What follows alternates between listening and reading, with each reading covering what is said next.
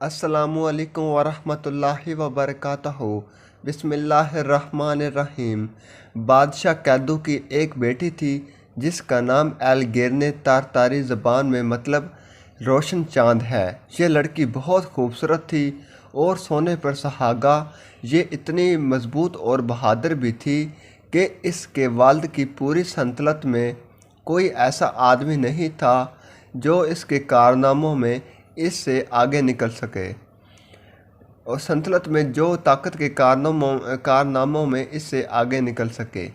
یہ وہ الفاظ ہیں جن میں الطواری تاجر مہم-جو اور مصنف مارکو پولو نے اپنی کتاب بک آف ونڈرز میں ایک ایسی شہزادی کی کہانی سنانی شروع کی جو دنیا کی سب سے طاقتور خاندانوں میں سے ایک سے تعلق رکھتی تھی۔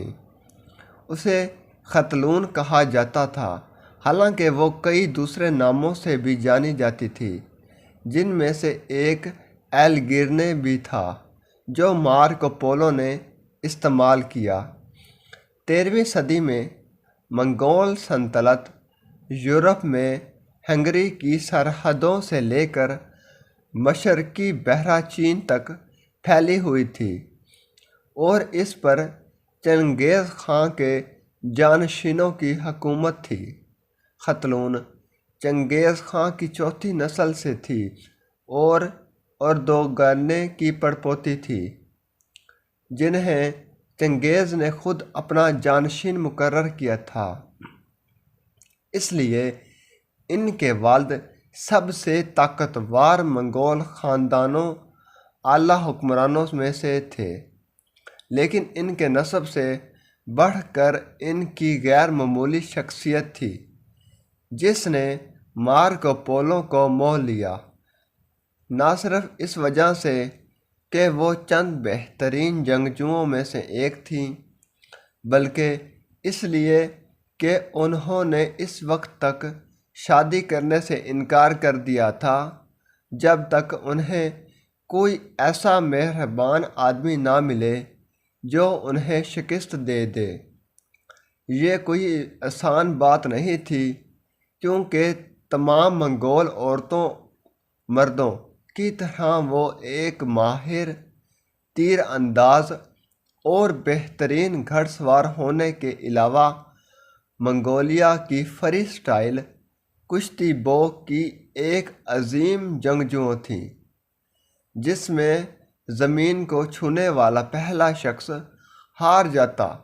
یہ کسی بھی دعوت دار کے لیے کھلا چیلنج تھا کہ اگر انہیں ہرا دیتا ہے تو وہ اس سے شادی کر لے گی، لیکن اگر وہ ہار گیا تو اسے 100 گھوڑے دینے پڑیں گے۔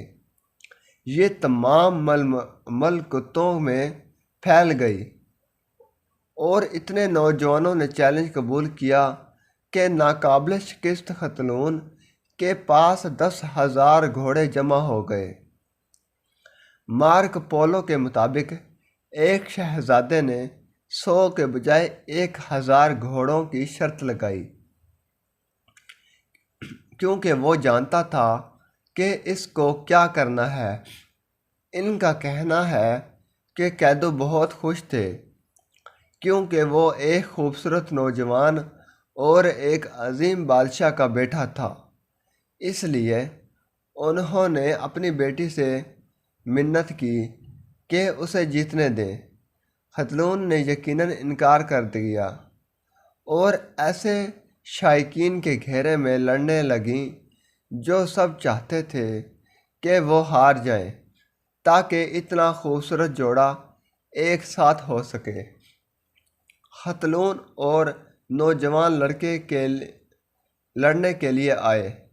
انہوں نے ایک دوسرے کو اپنی باہوں میں لے کر بہت خوبصورت آغاز کیا، لیکن نوجوان کو مقابلہ ہارنے میں زیادہ دیر نہیں لگی۔ جلد ہی ختلون کو 1,000 گھوڑے مل گئے اور نوجوان شہزادہ شرمندہ ہو کر اپنے ملک چلا گیا۔